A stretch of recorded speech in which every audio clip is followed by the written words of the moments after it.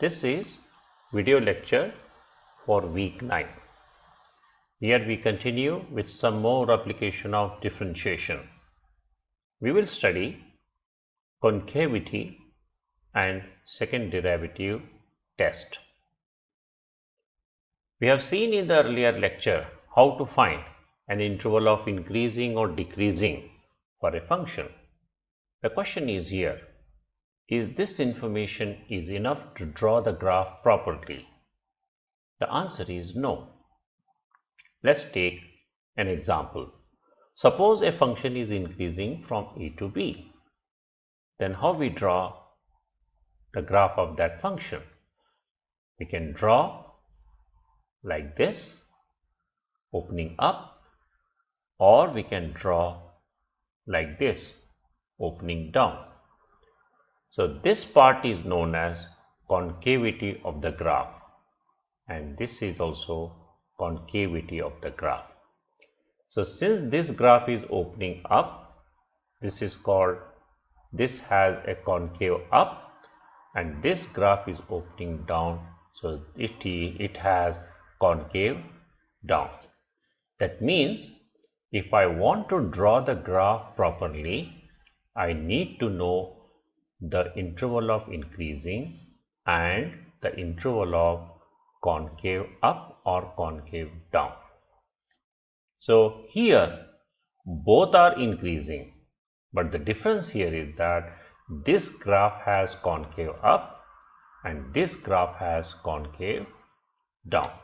So we need two information to draw the graph properly. One, the interval of increasing, and second, whether it is concave up or concave down.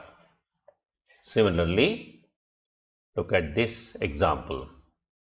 This is decreasing from a to b, but it has concave up. This is decreasing, but it has concave down. That means if we have the information about increasing or decreasing, concave up and concave down, then we can draw the graph very easily, properly. So we have a theorem with the second derivative.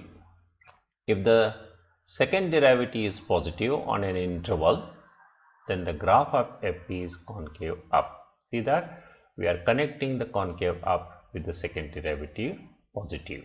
If it is positive, concave up. If it is negative, then it is concave down on that interval. An example, we have a function. Let's find out the interval of concave up and concave down. But before we do that, we need to first find the interval of increasing and decreasing. For that, we find the first derivative, equate to 0, solve it. We will get two critical numbers. They are -4 and 1. Show it on the straight line. Take one value on the left and right of critical number. Then you will get the interval of increasing and decreasing. So these two are the interval of increasing. This one is the interval of decreasing. Now we need to find the interval of concave up and concave down. For that, I need to find the second derivative. It is this. Equate to 0, solve for x. So we have one value of x, which is -3/2.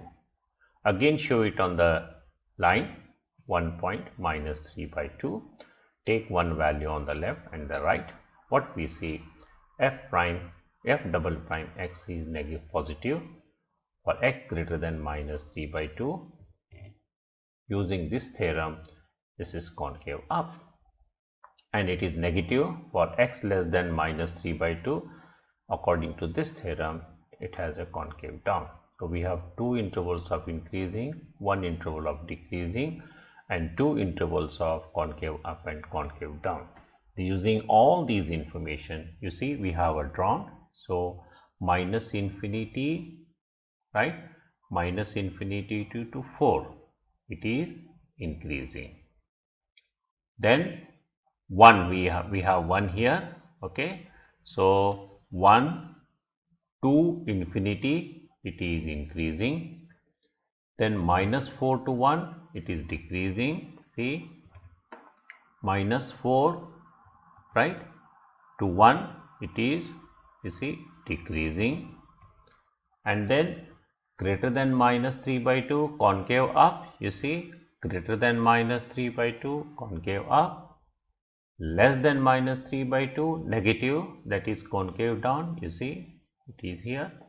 So what is this point? This point is inflection point where the concave down changes to concave up, or in some cases concave down, here it is concave down to concave up, and maybe in the some graph concave up to concave down. So an inflection point is a point where the concave up changes to concave down, or concave down changes to concave up. So such points are inflection point. And here how we find the inflection point?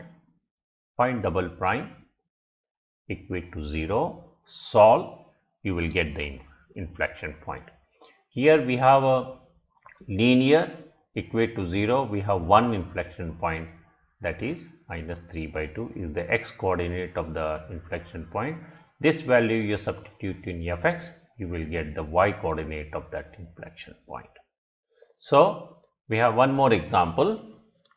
We have a function and then find the first derivative, then take 4x common, factorize it, these two, we have a 3 critical numbers, show it on the line and take 1 point on the left and right of each critical number. So we get 2 interval of increasing, 2 interval of decreasing, you see here. So increasing, decreasing, as you know how to show by arrow here. To find the concave up and concave down, I need to find double prime.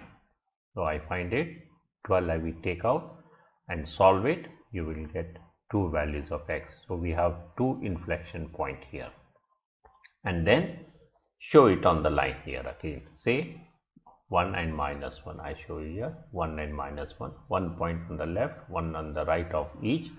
Then we have a f double prime is greater than 0 in this interval and in this interval. So greater than 0 is concave up, less than 0 in this, that is minus 1 to 1, it's a concave down, right? So using all these information, 1, 2, 3, 4, 5, 6, 7.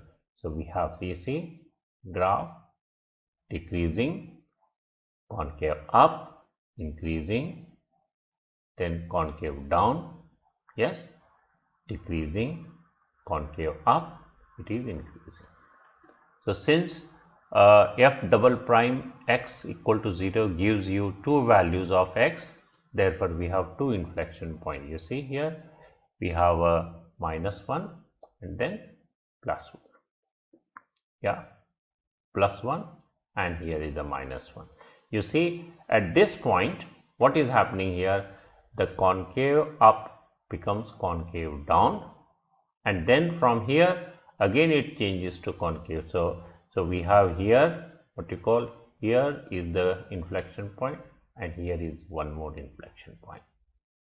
This is an example of what you call a graph which has no inflection point. So fx is equal to x to the power 4. Find the first derivative. It is this. Since x is power 3, then f prime x is greater than 0 for greater than 0.